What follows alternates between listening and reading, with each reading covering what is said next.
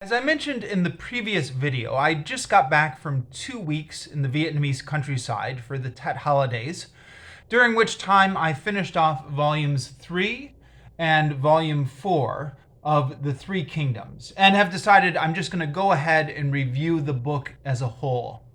I had initially been thinking I'd give a mini review of each volume as I finished it, and for volumes 1 and 2, which I finished some time ago, I did actually give little mini reviews of them on this channel, and I'll link to those in the description down below if anyone's interested, although I hope to make this video stand independently of anything I've said previously, so you don't need to go and watch all my previous videos. I'll try and sum up all my thoughts in this video. But anyways, despite giving reviews of volumes 1 and 2 separately, I'm not going to review volumes 3 and 4 separately. I'm just going to try and summarize all my thoughts on this novel in this video.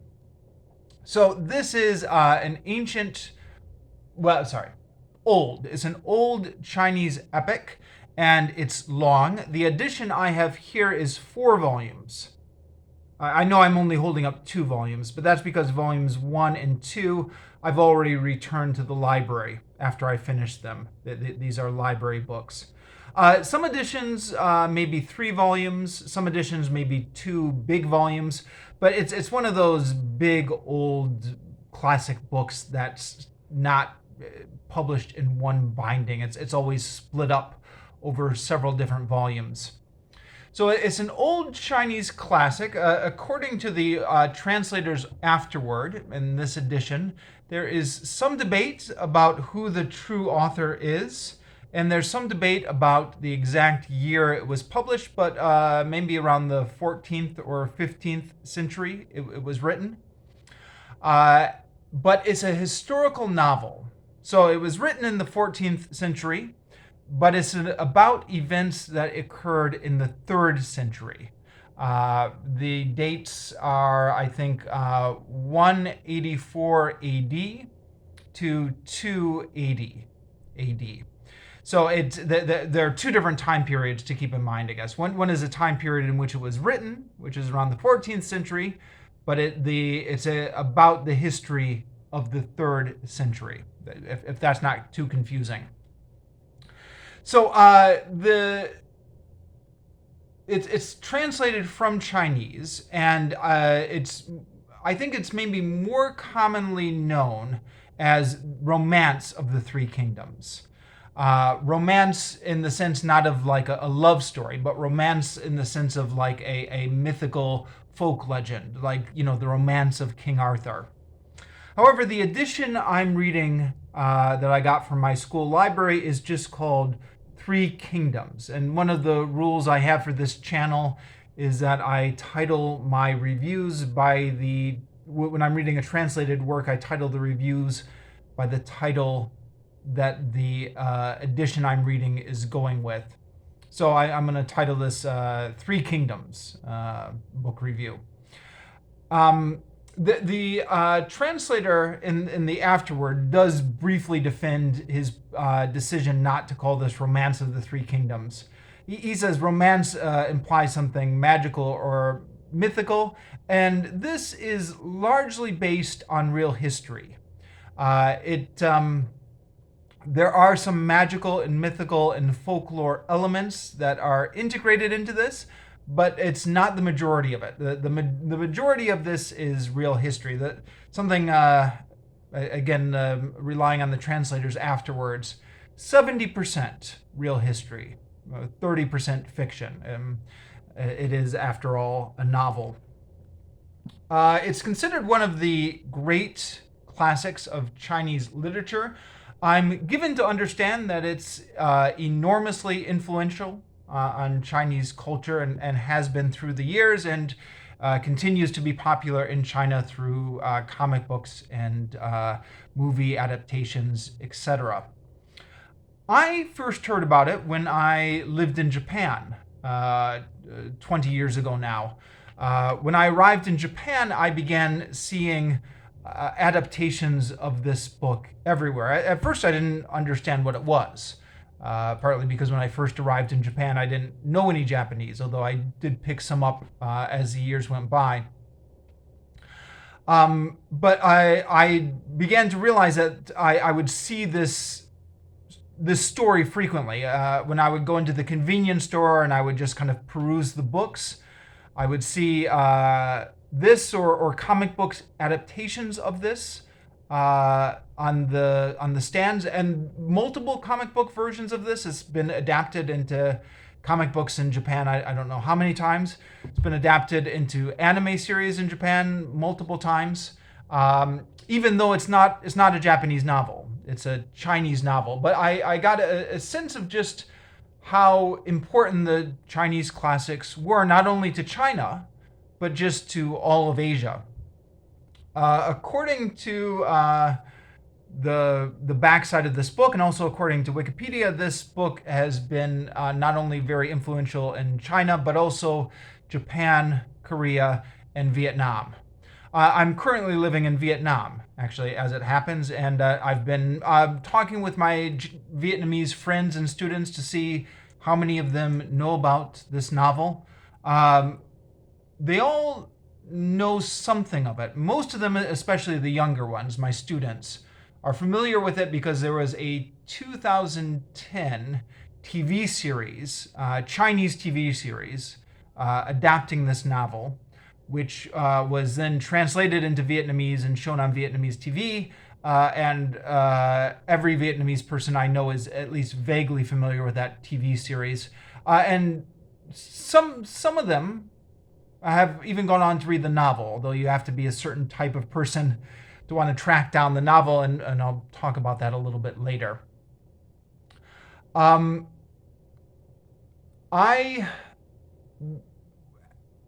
Ever since I realized how popular this book was in Japan, I've been meaning to track it down.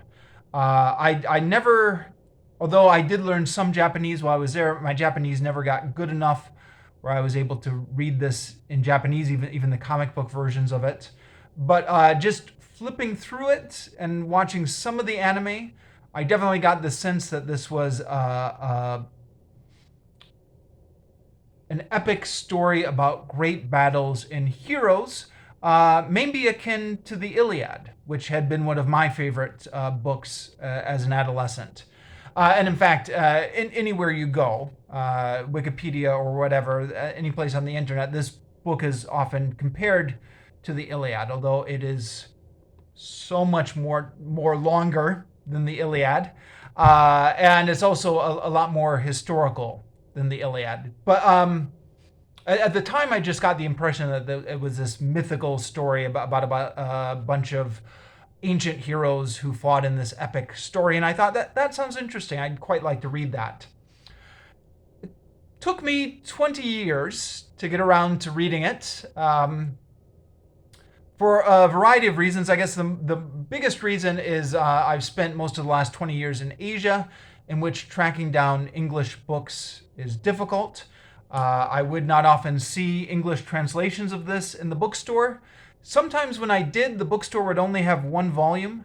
Like I remember being in the bookstore and one afternoon and seeing volume 2 of the Romance of the Three Kingdoms, and I thought, volume 2, well, that's not going to do me any good. I need to start with volume 1. So waiting for a time when I could find all 4 volumes, and also it's a project reading this book. It's quite long. 4 volumes here in this edition, some 2,200 pages. So small print. So you've got to be in the right mood. So a combination of having access to the book and being in the right mood to kind of tackle that project, which this year finally got around to. So I've got these working at a school now, which has a good library. Had all 4 volumes in the school library, and I decided I was in the mood to finally read this year, and I checked them out. I've read them, and here I am with my thoughts. So yeah, I guess the first thing. Let me back up a little bit. Um, Although I've been meaning to read this book for years now and have been seeing it places for years now, I didn't really know much about it before I started reading it. So I went into this book largely blind. As I mentioned earlier, I was kind of expecting something a little bit mythical. And although there are some mythical or folklorish elements that have been integrated into the story, it's largely historical.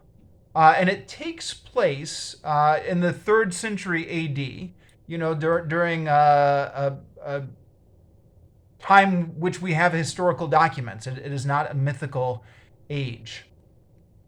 So it's a historical novel. Now, it covers a very long period. It covers about 100-year span in Chinese history. So that by the time you get to the end of the 4th volume, all of the original characters are dead. And you're now dealing with the sons and grandsons of the original characters. So we've moved forward a whole generation by the time we get to the conclusion of this epic. But it, yeah, it is a historical novel. It covers a tumultuous period in Chinese history during which the Chinese Empire collapsed, dissolved into a bunch of warring warlords who eventually formed into 3 separate kingdoms. Those 3 kingdoms fought among themselves, and then eventually one of the kingdoms conquered the other 2, and we go back to a unified China. All of that happens during the period of about 100 years or a little bit more, and the novel takes you through all of it. So it's a very long novel, but you are getting a lot of story for your time. I mean, it's quite an epic stretch of history that this is covering.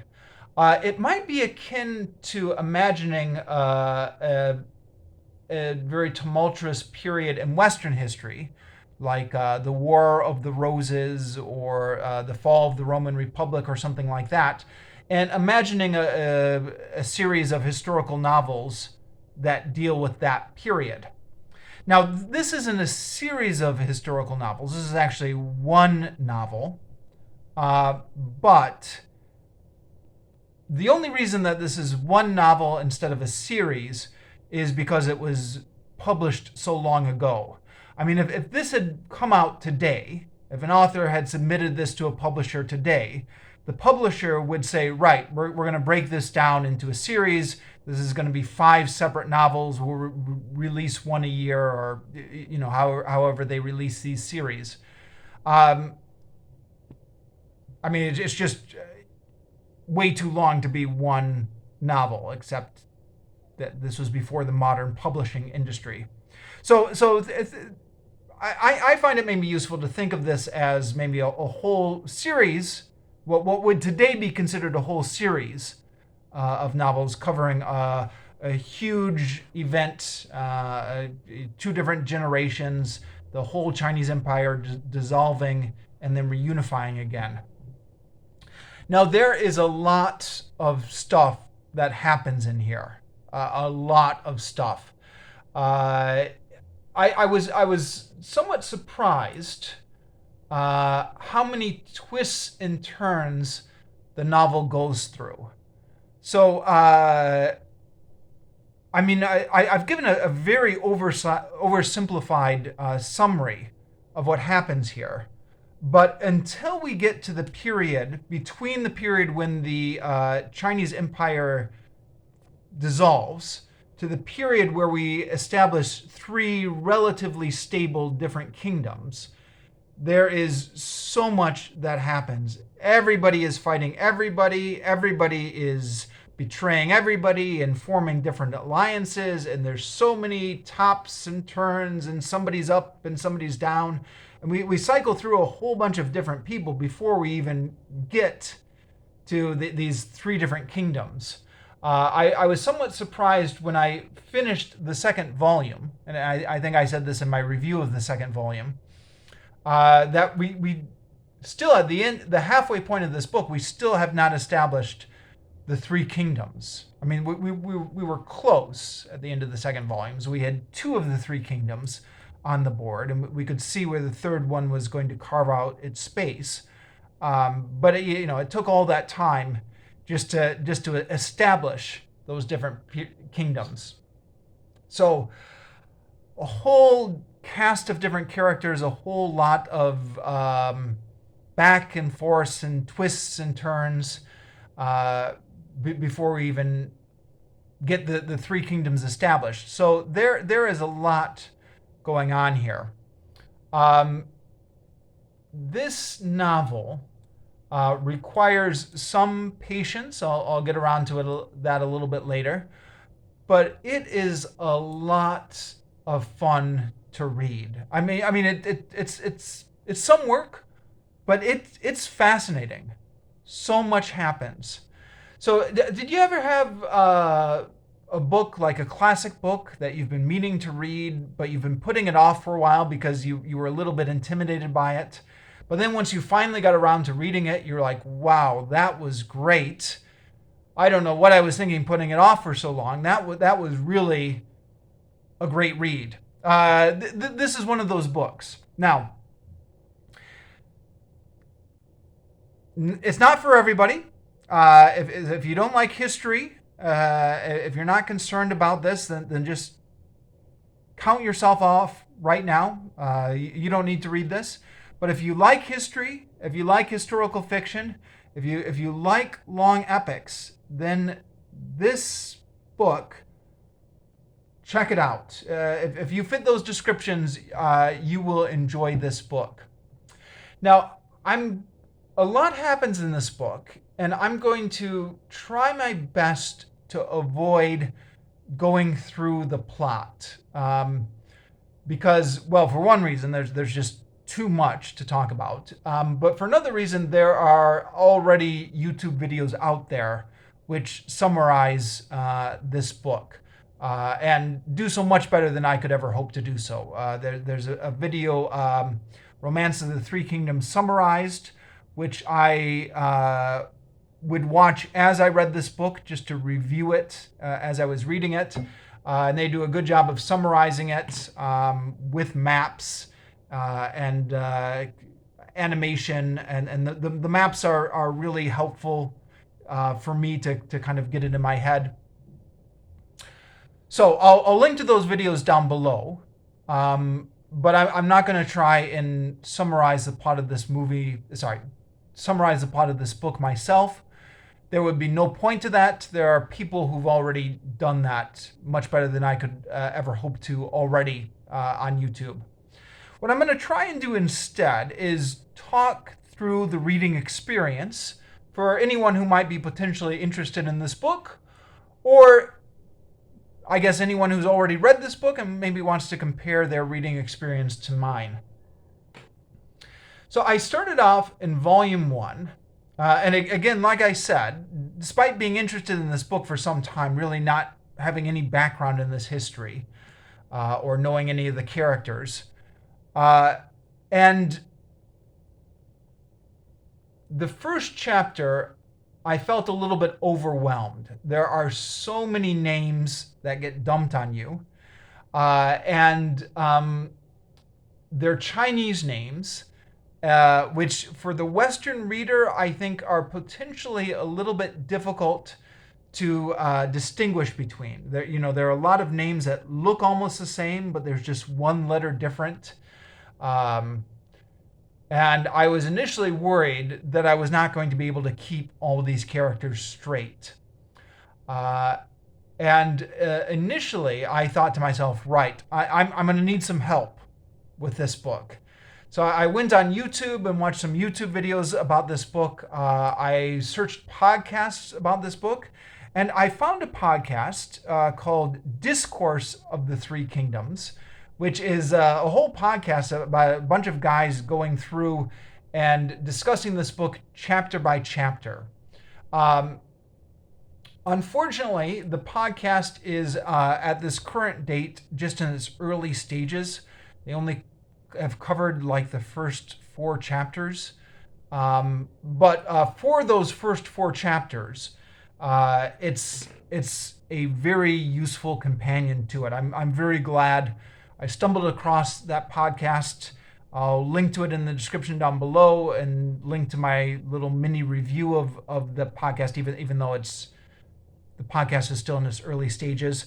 We'll see what happens with that podcast. I hope they keep it going. Certainly, they've got a lot of work ahead of them. There's 120 chapters in this book total, but that was a very useful companion. Now, all of that being said, I don't think I needed it. I mean, I was worried, so I did some extra research to find out what resources were available to me. In the early stages of reading this book, I was also using Wikipedia a lot. But I don't think I needed to, because as you progress through this book, the main characters you latch onto fairly quickly, and in the first half of the book, especially, the main characters are all larger than life. They're all great big heroes who have all these legends and folklore built around them over the years. And I was worried I would have trouble remembering who was who, but you don't have trouble remembering who is who. These are very memorable characters. Now, as Wikipedia says, this book has a cast of about 1,000 characters. Like literally, there's 1,000 characters. Now that includes all the minor characters, and some of the minor characters I had a little bit more trouble keeping track of who was who. But as I read through this book, I eventually came to peace with the fact that I don't need to keep track of all the minor characters. Maybe there was a couple minor characters who had little story arcs that I wasn't able to piece together because I didn't remember who they were from, the first time they appeared in chapter 37 to the next time they appeared in chapter 50.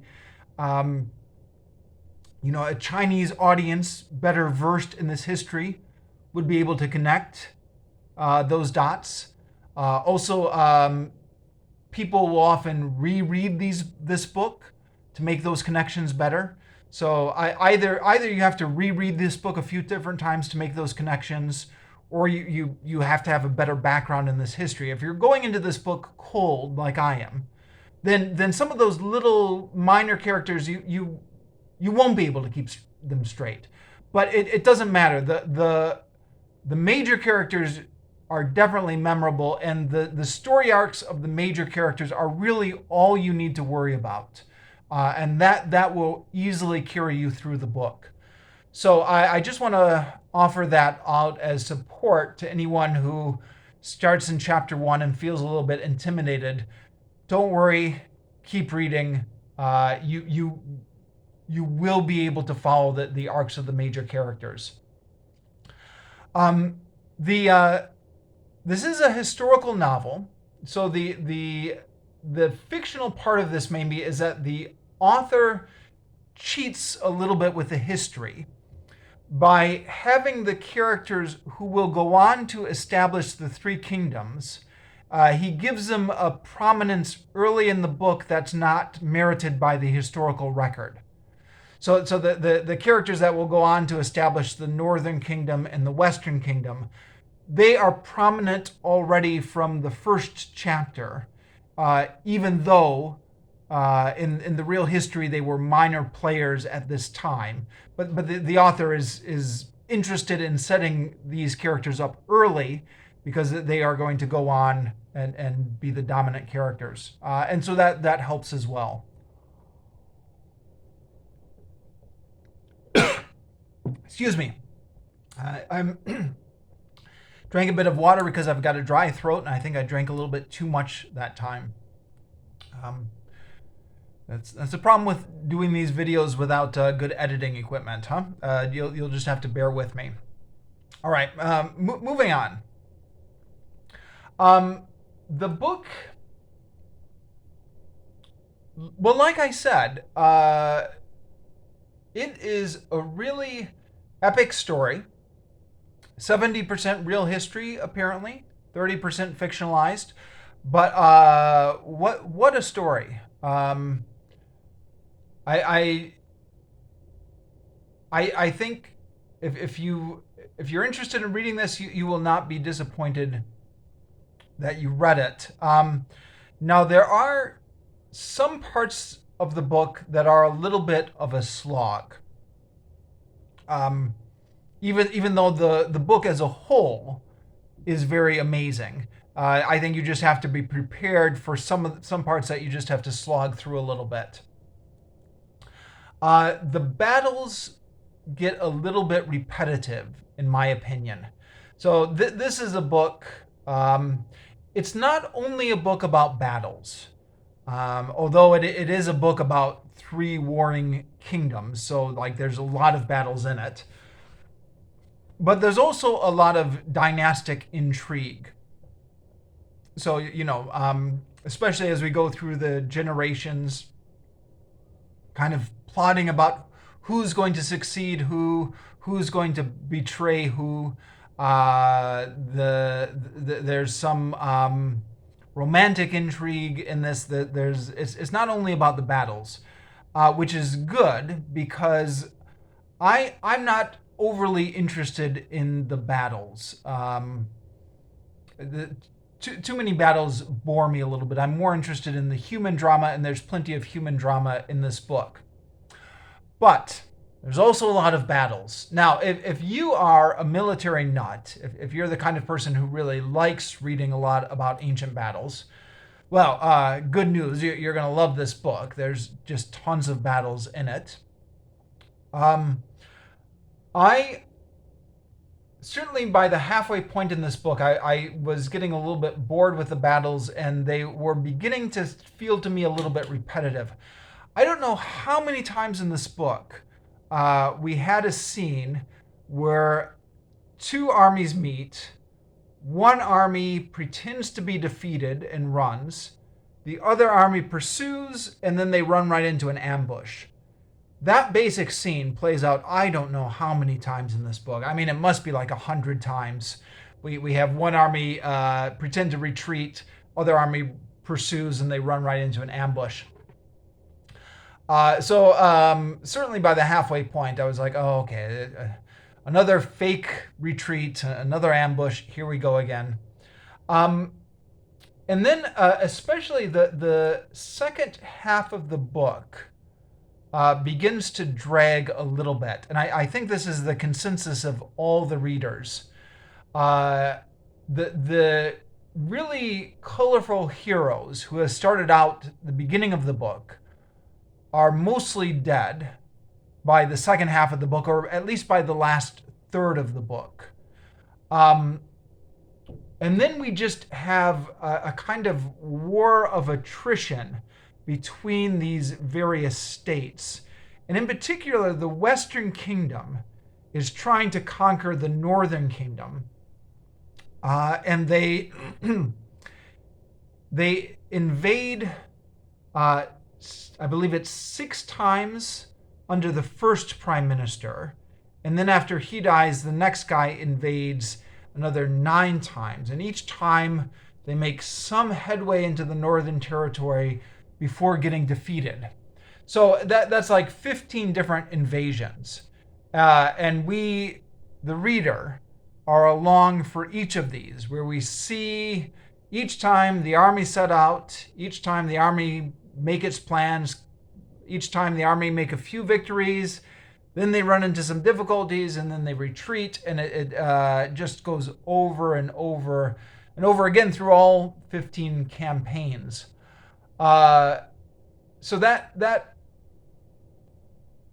last third of the book especially requires some patience. But by the time you get to that part of the book, you're not going to give up now. I mean, you've already read 1,500 pages.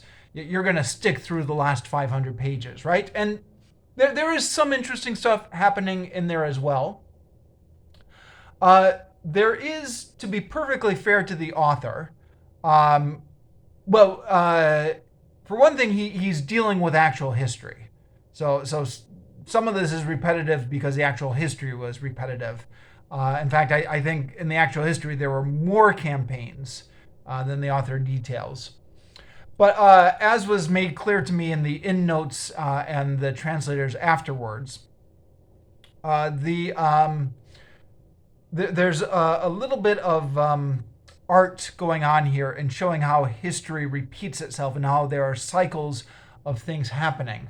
So the book is a bit repetitive, but deliberately so.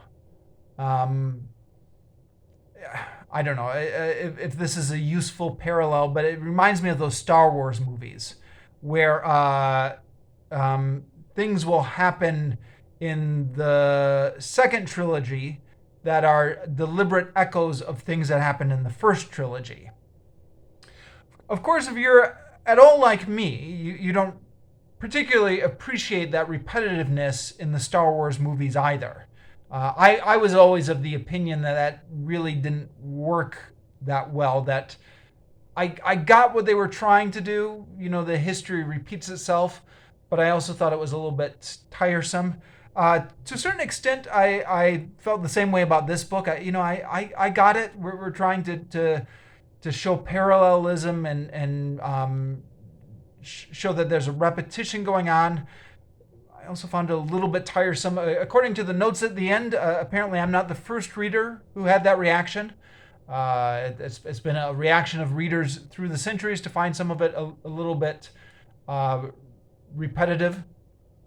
What I did find somewhat interesting was this idea that the events are repeating, but the men actually doing the repeating are of a lesser quality than the first generation.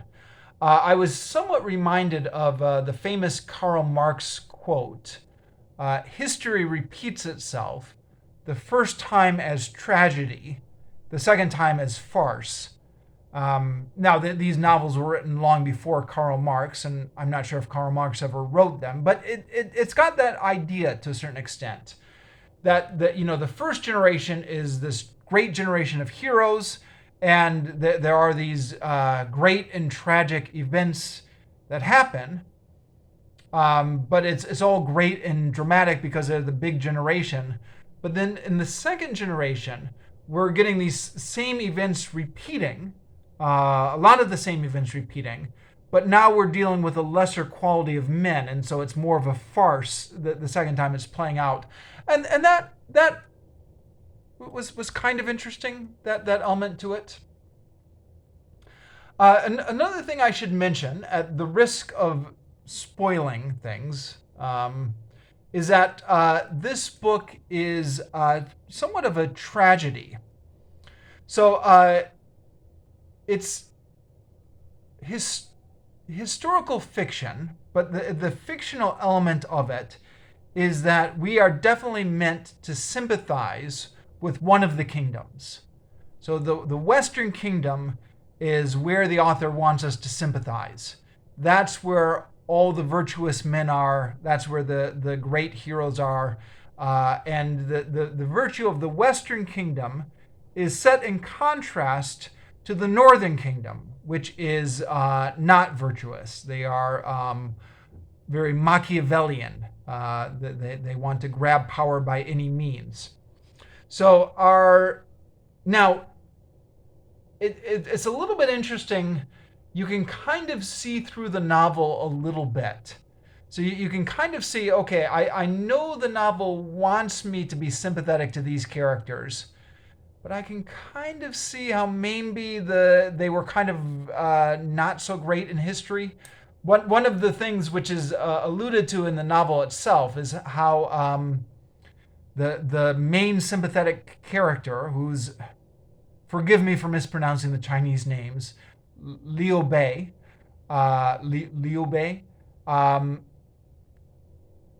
even though we're supposed to sympathize with him, he betrays just about everybody he comes across. or at least all the external figures he comes across. He's got his own inner circle, which he's loyal to, but all the other warlords, he has temporary alliances with all of them, and then he ends up betraying all of them.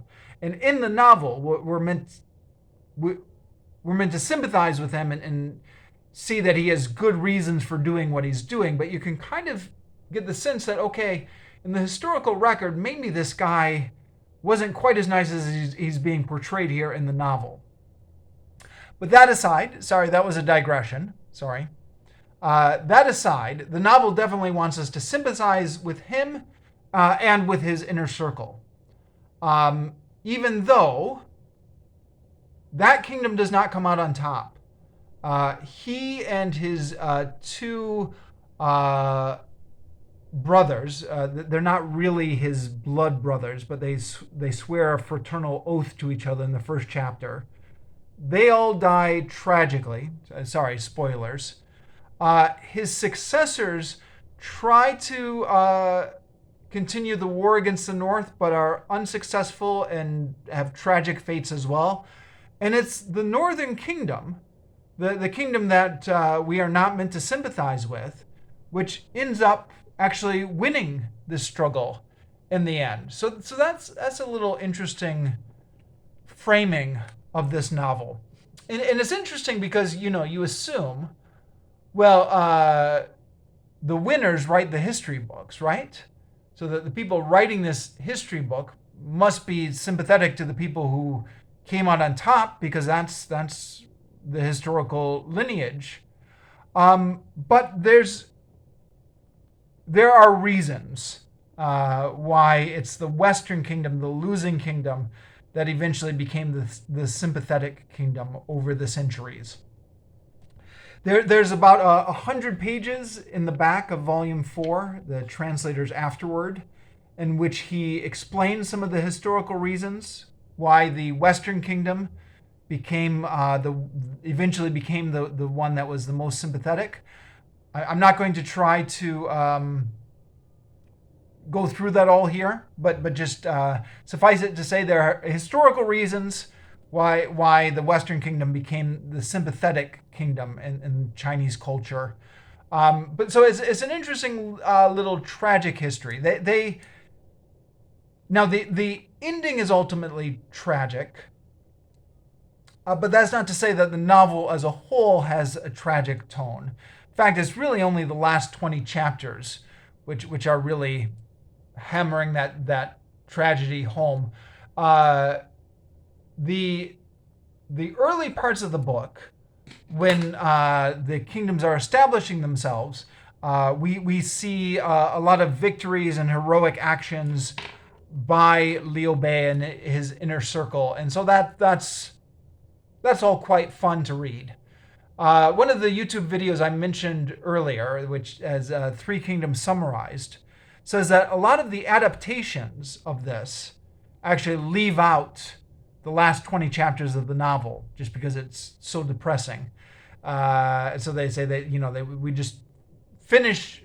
We'll finish on a high point. While everyone's still having fun, and while we're still doing these glorious heroic campaigns, and we don't need to get into the depressing last 20 chapters.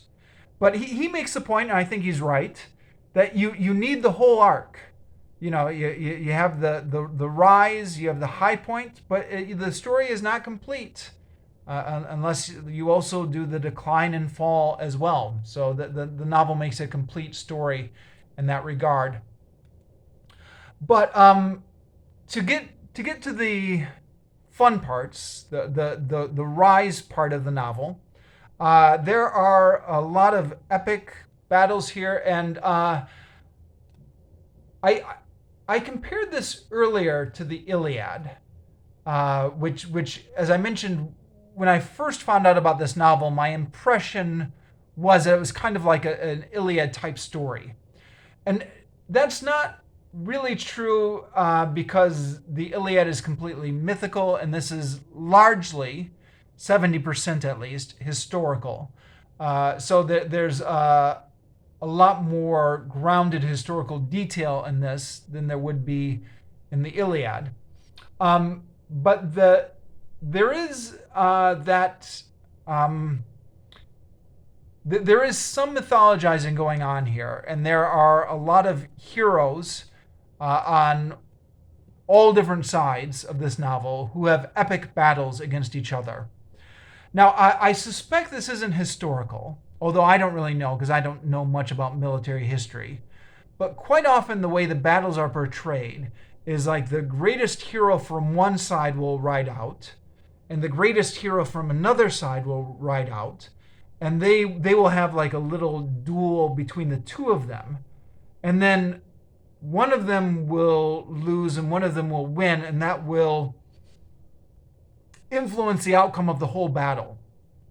So the guy who loses and runs away, his whole army will run away with him. And I don't think this is really the way battles actually worked, because you think, well, it doesn't really matter about the two guys, right? It matters much more the whole army. I should say that that's not. It does tend to vary. Some of the battles, you do get the sense that the entire outcome of the battle is determined by the duel between the two heroes. Some of the battles is much more about the grand strategy. Some of the battles, they have the duel between the two heroes, but it doesn't seem to be the most important thing. But at least in some of them, the duel between the two heroes seems to determine the outcome of the whole battle between the two armies. So, like the Iliad, you do have these. You do have constantly great heroes meeting each other on the battlefield, and again, some larger than life personalities. The Like in any great epic, the heroes are very memorable, and I'm not sure they're entirely three-dimensional in the way that a 20th century novel would be, where you would try and make these characters, like somebody you could meet on the street. But they do have, each character has a personality, they have strengths, they have flaws, and they are characters you are interested in. I'm not sure how much I cared about them emotionally, but you get a certain level of emotional involvement. You're certainly interested in their stories. So that was a lot of fun to read. Yeah, like I said, if you're like me and you're attracted by the idea of this novel, I'd recommend just go ahead and read it, or order it off of Amazon, or get it from your local library, or something. It would be worth it. The other thing is, I think it's good to read this novel just because it's such a big part of Chinese culture and history. And like I said before, not only China, but also Japan, Korea, Vietnam, Asia. And I studied history in college. I was a English minor, English in the sense that it is in the American colleges, meaning largely a literature degree. And we never studied the Chinese classics.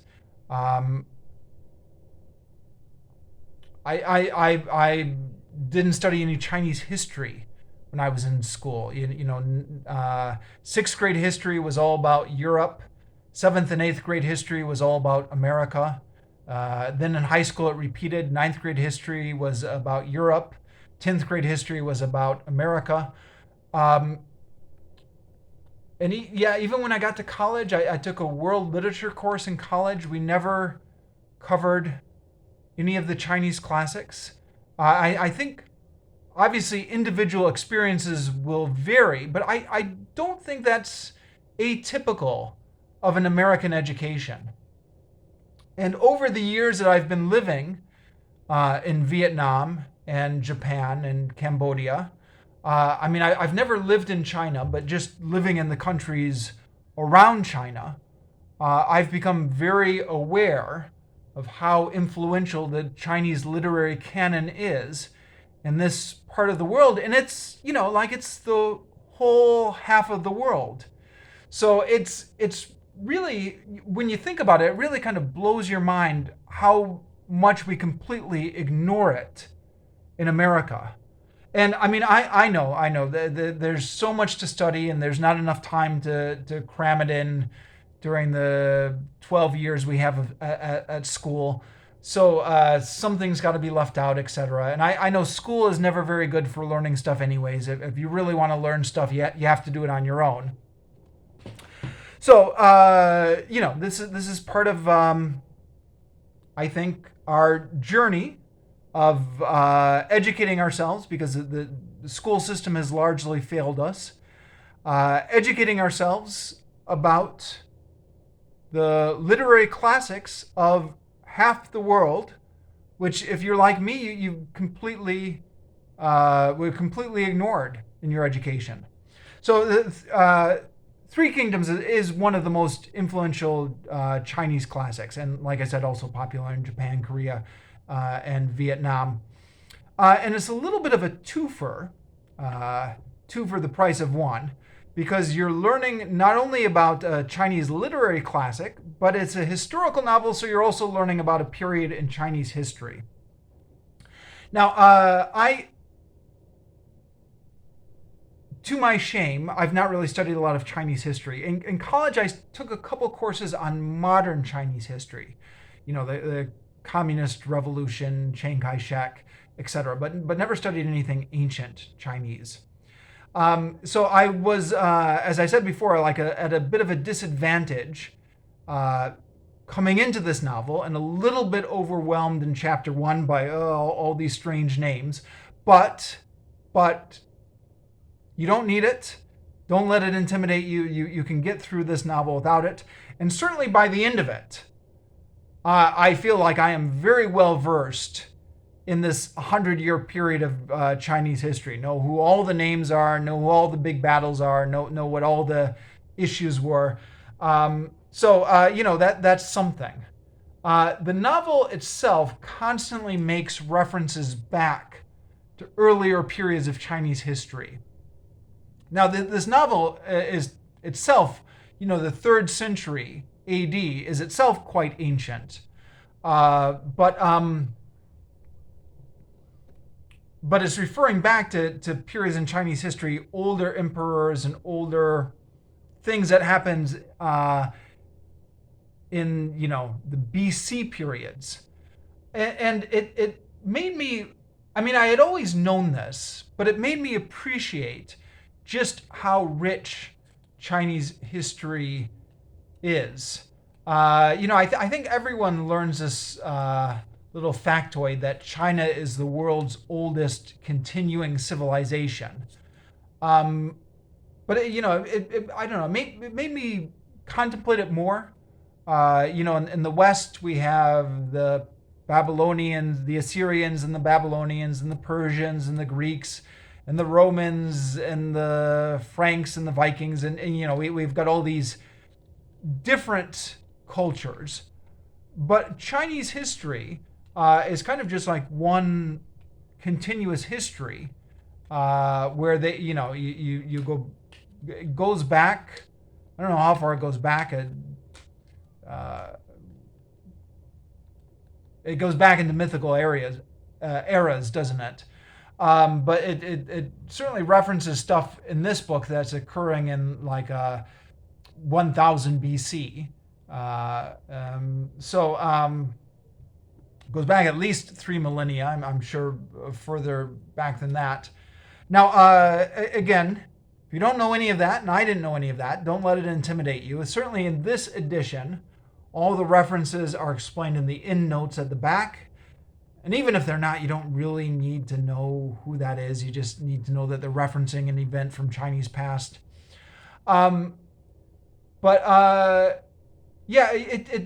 It's got me interested in the whole sweep of Chinese history.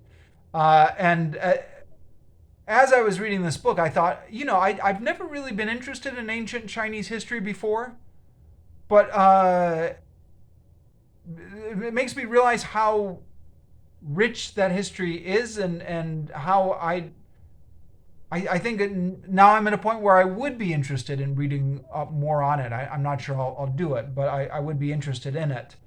So, yeah, sorry, all of that is a little bit of a tangent, but it's a way of saying, if you, like me, have been missing out on the literary canon of half the world's population, this is not a bad place to start in terms of remedying that deficiency. And not only do you get acquainted with one of the great Chinese classics, but you also learn a lot about Chinese history. Okay, I think I will finish off there. So hopefully this has been somewhat helpful to people who are thinking about reading this book. And if you, sorry, one more thing. Let me know in the comments what your history with this book is. I mean, when did you hear about it? Where did you hear about it? How did you hear about it? Did you hear about it in school, etc.? It would be interesting to share experiences on that. Something I completely haven't mentioned yet, but I became very aware of when doing research about this book on the internet and listening to podcasts, is how many people nowadays know this book through video games. There's been a series of video games, I think, by a Japanese company that's been based around this book, which have been popular in the West. All of that completely passed me by because I'm not a video game person. So I was vaguely aware that there were video games based on this book when I lived in Japan, but I had no idea how popular they were with a lot of people in the West. According to Wikipedia, many people in Western countries now know about this novel based on the video game. So if you came to this book through the video games, let me know about that as well. It would be interesting to compare experiences. Okay, I'm done now.